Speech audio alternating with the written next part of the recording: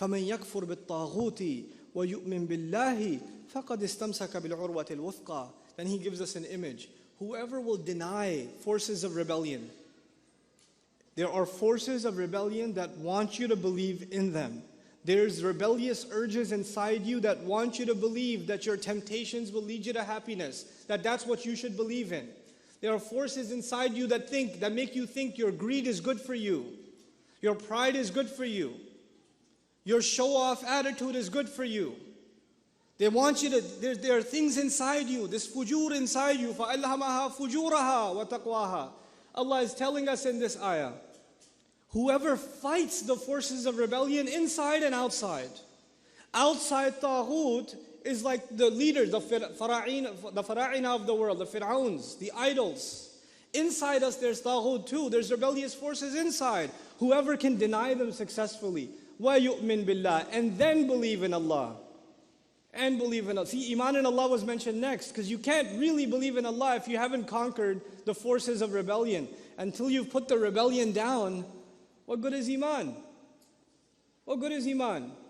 This surah began, this is towards the end of Al-Baqarah.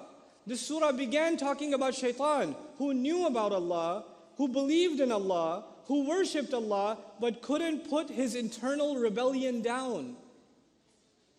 Actually, even after Allah calls him kafir, he makes dua to Allah. Anzirni ila yawmi yub'athun. Give me time until the day that they're raised is a dua. He asked Allah for something. When you ask Allah for something, what is it called? Dua. So what if he made dua? He still rebelled. Still a kafir. So don't think just because you're making dua, did you have Iman? Iman is about putting the rebellion down. Don't do it, don't do it. Don't do it.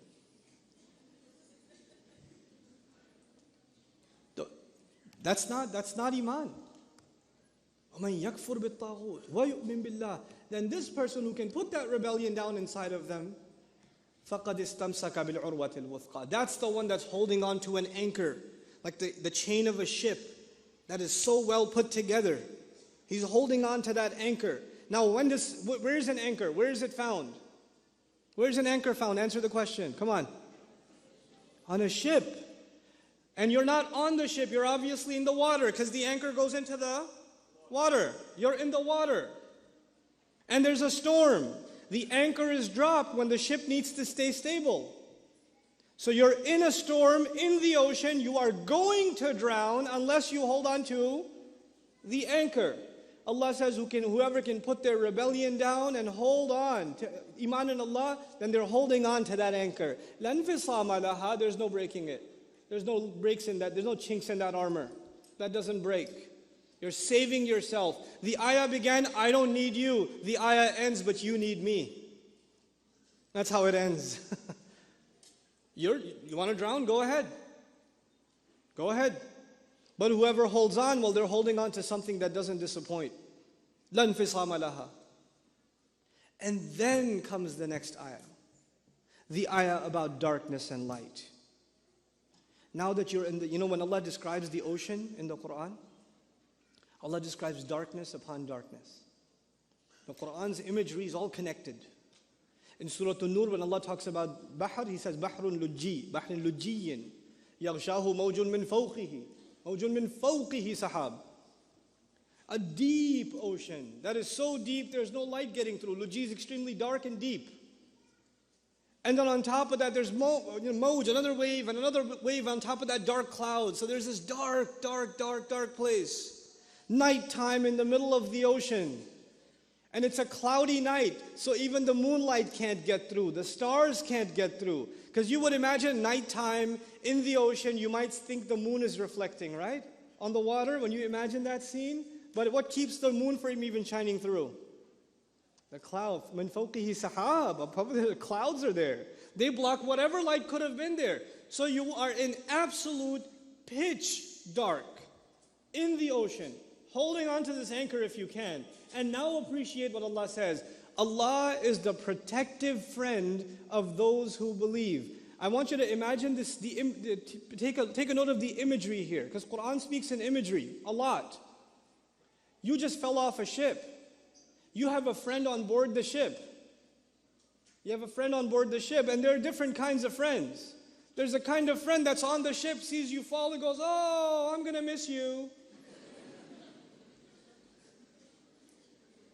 That's it. Then there's a friend that will do everything in his or her power, and they really want to protect you. The friend that wants to protect you will tell you, "Hey, hold on to the anchor, and I will what? I will pull you up."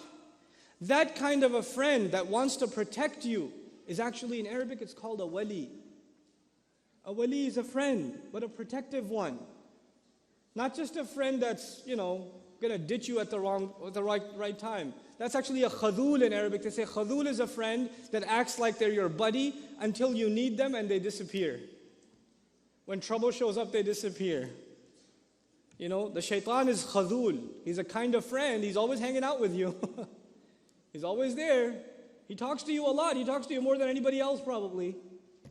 When the time shows up though, when trouble comes, he's out of there. Shaitan is egging on the kuffar, egging them on. They go all the way to the battle of Badr, and then he sees the angels coming from the other side, and he says, "Oh, I got nothing to do with this. I'm out. You guys on your own now. I've misguided you as far as I can." Allah Azza wa Jalla calls himself wali in the next ayah and says, "Allahu waliyul ladina amanu." Allah is the protective friend of those who have come to the faith.